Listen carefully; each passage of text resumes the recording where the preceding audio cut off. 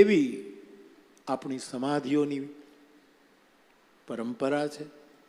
બાપુ એને નિભાવી રહ્યા છે ને કેટલી સુંદર રીતે નિભાવી રહ્યા છે એનો ખૂબ જ આનંદ વ્યક્ત કરું છું. હવે તો પાછું ક્યારે અવાય કાંઈ ખબર નથી, પણ કદાચ ક્યારેક યોગ બને અને વળી હું ક્યારેક દર્શન કરવા આવું ત્યારે મને એમ લાગે ત્યારે તો હું હશે આમાં કાંઈકનું કાંઈક.